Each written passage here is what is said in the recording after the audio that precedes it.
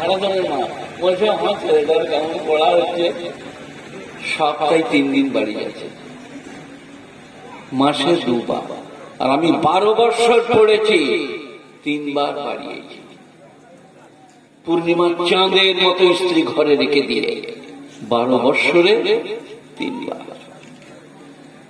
আমার একবার কোরবানির ছুটি ছিল 10 দিন, আমি 9 দিনের দিনে চলে গেলাম।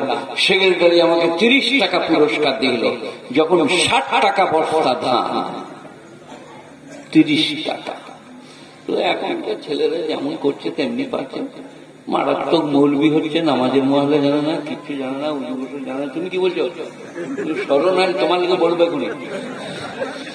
এই বাবারা সোনারা, আপনারা জালসা দিয়েছেন, আমি খুব সন্তুষ্ট। আল্লাহ আপনাদের জালসাকে কবুল করুক, আপনাদের কবুল করুক। দিনদারি, পরেজগারি, তাকওয়া, খুদা বিনতে দান করুক। কি হলো? না না না, সভাপতি বলে মানে আপনি লাট সাহেব ডাকছে তোমাকে নাকি?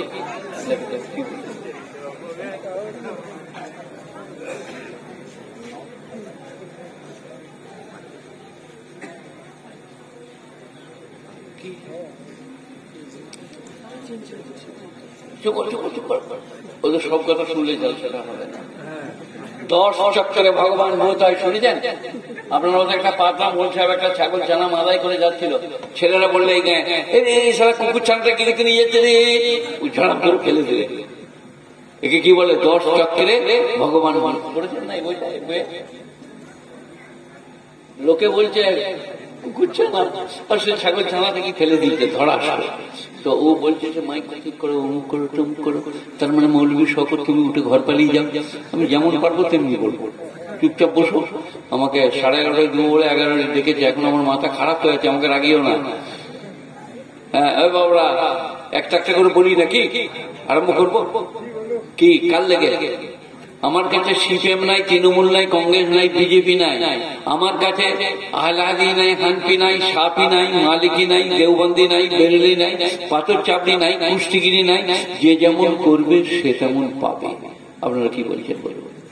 এই যে কথা বলছে না, কি হলো? যে যেমন করবে সে তেমন পাবে। কি বলছেন বলুন? ঠিকই। এই যে বুঝতে পারো না?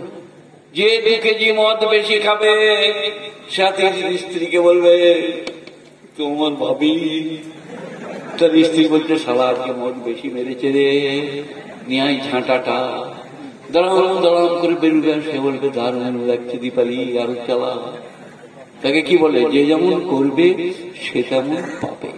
সবাই বলুন আজ থেকে ভালো কাজ করবো, সৎ হব, ভদ্রলোক হব, ইমানদার হব, কথার উপরে অটুট থাকবো, কথা ভঙ্গ করবো না।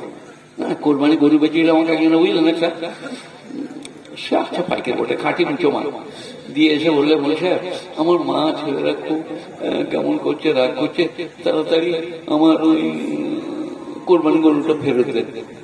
স্যার আমার কোরবানিও হবে না, তোর গরু ফেরত হবে না, যা নিয়ে চলে যাবে। তার মানে তাকে কেউ বলেছে ছস্থায়ী হয়ে গিয়েছে। সেখানে বললে আমার মা বাবা বললে কোরবানি গরুটা ঘুরে নিয়ে আসা, তাতেই আমরা কোরবানি গরুটা ঘুরে নিয়ে আসা।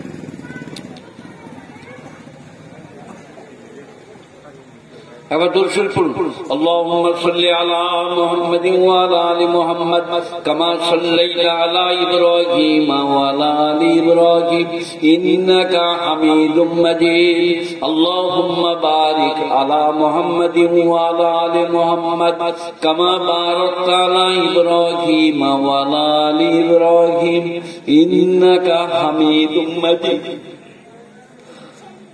একটা একটা করে বলবো বাবা, সবাই বুঝবো, আমল করবো, বলুন ইনশাআল্লাহ। মান আমিলা সালিহান ফালিনাফসিহি ওয়া মান আসা ফালাইহা। বলুন ফালাইহা। বেতন দেয় না কি বলুন? মান মানে কমন, অনির্দিষ্ট। যে বাধা, কালো হোক বা সাদা, ধনী হোক বা দরিদ্র, বীরভূমি হোক বা বর্তমানে, মান আমিলা সালিহান ফালিনাফসিহি, যারা নেক আমল করবে তার পুরস্কার সে পাবে। আপনারা কি বলছেন বলুন? নেক আমল করবে যারা, তার পুরস্কার কি বলে না? তার পুরস্কার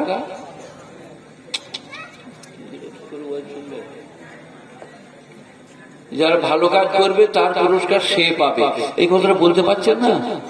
এই যে মরণের পরে হনুফার মা হনুফার বাপকে বলছে, খুব প্যারে পড়েছি, তোর হাতে হাতে খয়েছি, চল একবার ফেরেশতার সঙ্গে কথা বলে দিবি। হনুফার বাপ বললে, আমি কিছু জানি না, যে যেমন করবে সে তেমন পাবে। মার খাগা, চাল চুরি করে এলি, হাঁস ছানা চুরি করে এলি। এই যে কিছু বুঝলেন, যে যেমন করবে সে তেমন পাবে। আই থেকে বলুন ভদ্রলোক হব। আর এরকম আমার মতন বড় জামা পড়ার কোনো যুক্তি নাই, এইখানে বন্ধু বলবে কিন্তু সত্য কথা, এইখানে বন্ধু বলবে কিন্তু হক কথা, এইখানে বন্ধু বলবে কিন্তু মিষ্টি কথা। আসসালামু আলাইকুম ভাই, ভালো আছে? বাড়িতে সব ভালো? আমি মুরাদাবাদ শাহজাহান যখন পড়েছি, আমার ওস্তাদের জামা এইখানে পড়ল, সাজ্জাদ আহমদ মুরাদাবাদী কোরআনের তফসির পড়াতে। আমি তার কাছে জালালাইন প্রথম খণ্ড আর আপনার থেকে মেশকাত শরীফ প্রথম খণ্ড পড়েছি। তিনার জামা ছিল এইখানে ছোট জামা, জবরদস্ত আল্লাহর ওলি। তার ক্লাসে আমরা বদমাইশ করলে তিনি বলতে, মেরি নরমি সে নাজায়েজ ফায়দা মত উঠাও। আমার নম্রতার কারণে তোমরা নাজায়েজ লাভ তুলো না। আহা, তাহলে জামা বড়, এইখানে বলতে জামা কিন্তু নামাজ ছাড়ে না, এইখানে বলতে জামা কিন্তু সত্য ছাড়া বলে না। বাকানে হাজির খায়ারকুম খায়ারকুম লে আহলিহি, তোমাদের মধ্যে উত্তম পুরুষ তিনি যে তার স্ত্রীর কাছে উত্তম। যে তার স্ত্রীর কাছে, সবাই বলুন কি উত্তম।